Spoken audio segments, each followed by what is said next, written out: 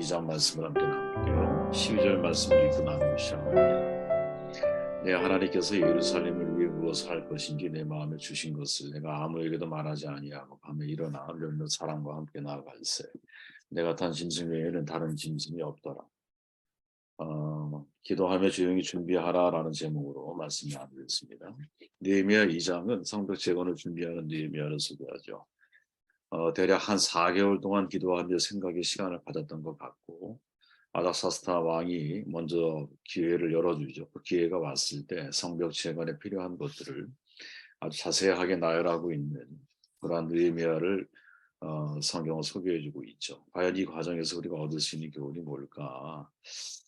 저는 한 세 가지로 나눌 수 있다고 보는데 먼저 4절 말씀을 읽어보면 왕이 내게 이르시되 그러면 내가 무엇을 원하느냐 하시기로 내가 곧 하늘의 하나님께 묵도하고 묵도하고 왕에게 아뢰되 왕이 만에 좋게 여기시고 송이 왕의 목전에서 은혜를 얻어 싸우면 나를 유다 땅 나의 조상들의 묘실이 있는 성읍에 보내어 그 성을 건축하게 하옵소서 하였는데 그리고 신앙인의 입장에서는 무엇을 준비하든지 준비는 기도에서부터 시작이 된다는 거죠.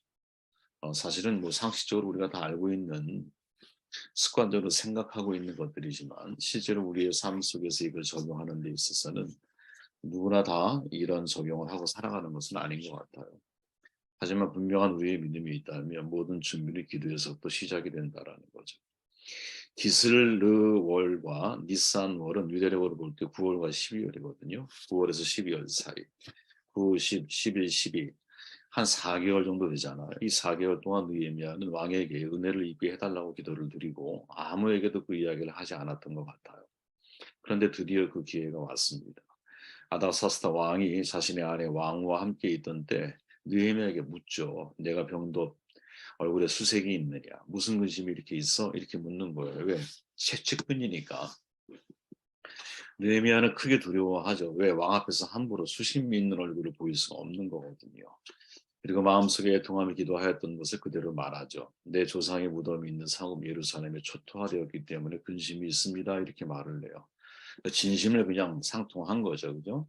그러자 왕이 대답하죠. 그러면 내가 무엇을 원하느냐? 이렇게 물어요.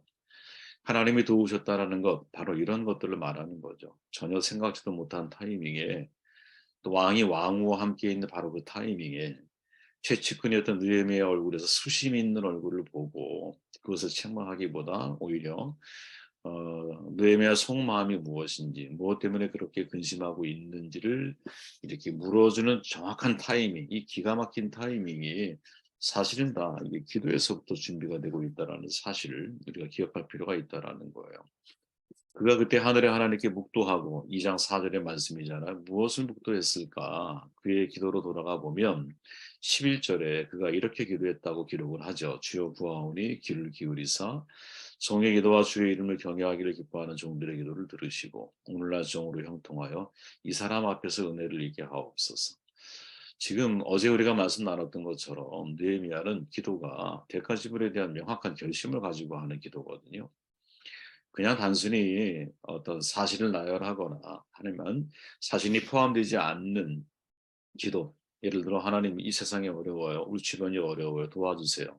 구제할 수 있게 해주세요. 라고 말하는 기도 속에 내가 그것을 하려고 하는 의지와 마음을 가지고 기도를 해야 되는 게 맞잖아요. 느헤미야는 그렇게 기도하고 있다라는 거죠. 그죠? 그리고 그때 내가 왕의 술관원이 되었다. 내가 술관원의 위치에 있는 것, 이것과 예루살렘 성벽이 무너져서 재건해야 할 사명이 주어진 것은 서로 긴밀하게 연관이 되어 있다라는 거죠. 현 위치에 자기의 사명이 무엇인지를 찾고 있다라는 거예요. 그리고 하나님 앞에 기도할 때 정확하게 그가 무엇을 위해 아닥사스다 왕에게 은혜를 입게 해달라는 기도를 드렸던 거죠. 그러니 아닥사스다 왕이 수심 어린 자기의 얼굴을 보고 먼저 마음의 문을 열고 자기에게 질문해 주는 것 자체가 하나님 앞에 기도할 수밖에 없는 내가 무엇을 원하느냐라는 말을 들었을 때는 정말 이건 하나님의 응답이구나 라고 하는 확신을 얻을 수밖에 없는 그러한 놀라운 사건이었다라는 거죠. 그죠? 그렇게 느헤미야는 내가 무엇을 원하냐라는 이 왕의 질문 앞에 거침없이 자기의 생각을 말하죠. 자신을 유대 총독으로 파견해서 예루살렘 중건할 것을 청원하고 지역 총독들의 협조를 구하고 성읍 중건에 필요한 모든 물자를 청원하죠. 만약에 느헤미야가 말 그대로 기도만 하고 예루살렘 중건에 대한 아무런 계획이 없었더라면 이 기회는 기회가 될 수가 없는 거죠. 이 기회는 상실되었을 거예요. 무슨 말이냐? 느헤미야는 기도하면서 계획하였다라는 거죠. 계획하면서 기도하는 거예요. 저는 여러분 기독교가 다른 종교와 결정적인 차이점이 있다면 기도라고 하는 그 품목을 놓고 볼 때 기독교는 묵상이라고 표현하기도 하잖아요. 다른 종교에서 명상이라고 표현을 하죠. 명상은 여러분 생각을 없애는 게 포인트예요. 무상무념으로 들어가야 마음의 평정을 얻을 수 있다라는 거예요. 불교에서는 비워야 되는 것처럼 명상은 비우는 작업이거든요. 근데 묵상은 다른 거예요, 여러분. 묵상은 여러분 침묵 속에서 생각을 하는 거거든요. 하나님의 말씀을 생각하고 그 뜻을 생각을 해. 그리고 하나님의 뜻과 말씀 속에서 내가 어떠한 선택과 결정을 하고 그것을 어떻게 실행에 옮겨야 할지에 대한 시뮬레이션을 기도하면서 우리가 하나님의 뜻 앞에 내 자신을 준비해 나아가는 거죠. 구체적으로, 더 발전적으로 현실화될 수 있도록. 생각은 여러분 그냥 생각에 멈춰 있는 것이 아니라 그것은 반드시 무엇 실천과 행동으로 연관되어져 있는 쪽으로 흘러가게 되어 있다라는 거. 이게 히브리적 사고인데 나중에 다시 말하겠지만 바로 이런 모습을 누가 느헤미야가 보여주고 있다라는 거죠. 기도만 하는 것이 아니라 기도하면서 생각하고 생각만 하는 것이 아니라 그 생각이 구체적으로 실현될 수 있도록 준비해 나아가고 있다. 정말 배워야 할 모습이라고 봅니다. 5절 말씀 왕에게 아르되 마음이 좋게 여기시고 종이 왕의 목전에서 은혜를 얻어 싸우며 나를 유다 땅 나의 조상들의 묘실이 있는 성읍에 보내어 그 성을 건축하게 하옵소서 하였는데 두드러진 장면이 나오는 거죠 이게. 지금 느헤미야는 여러분 이 준비를 아주 주도면밀하게 하고 있다라는 거죠. 철저하게 준비를 하고 있다는 거예요. 동생 하나니를 통해서 예루살렘 형편에 대해서 들었을 때 그때가 9월이야. 그리고 왕이 느헤미야 얼굴에 수심이 있는 것을 보고 물었을 때가 같은 해 1월, 거의 12월 지나서 1월, 대략 4개월의 시간이 지나고 있거든요. 그 사이에 분명 느헤미야는 기도하며 고민했을 거예요. 그 기도와 고민의 내용이 뭐냐? 야, 어떻게 이 사명을 감당할 수 있을까? 그 일을 하기 위해서 유다의 총독으로 발령이 난다면 아마 효과적이지 않을까? 또 많은 자재가 필요한데 그 물량을 어떻게 공급받아야 되는가?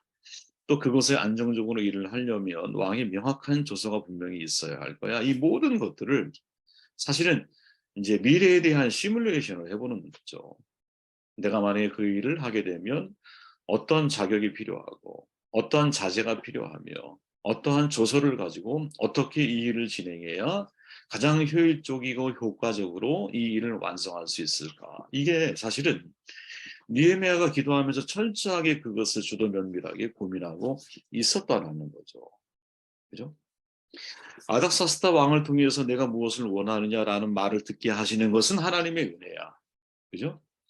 그러나 그 은혜가 주어질 것을 기대하면서 내가 준비에 최선을 다하는 것은 나의 몫인 거예요.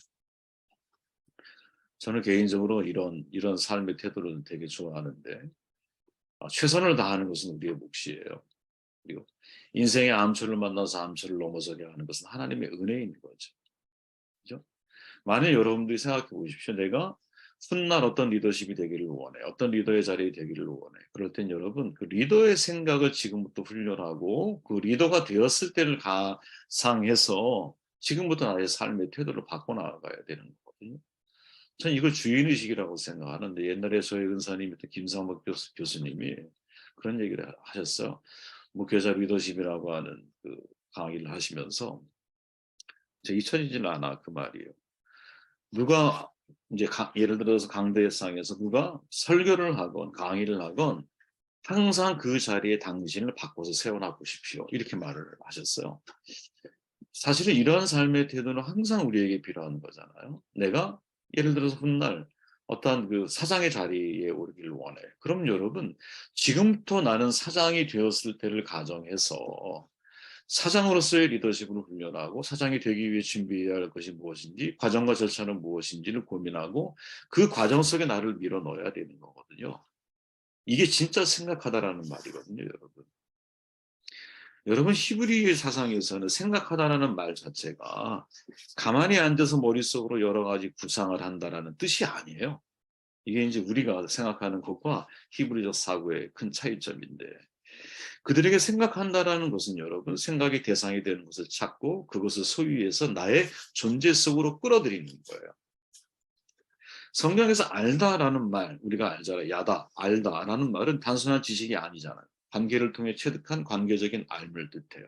그죠?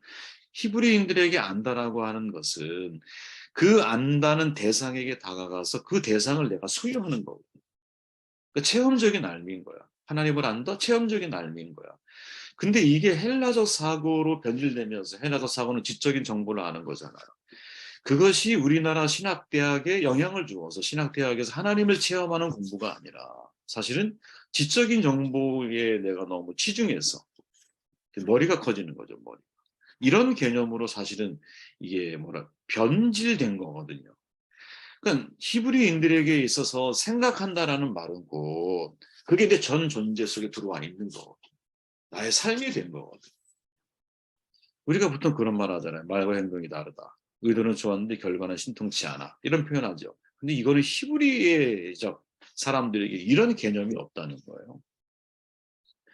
시편 1편을 보면 여러분 복 있는 사람들의 특징에 대해서 여호와의 율법을 주야로 묵상하는 자로다. 이렇게 묵상한다라고 말하잖아요. 그럼 보통 우리는 아주 골똘하게 생각하는 것을 떠올려. 근데 히브리인들은 묵상을 한 다음에 적용하여 실천하는 단계를 거치는 것. 즉 묵상 자체가 이미 실천을 포함하고 있다라.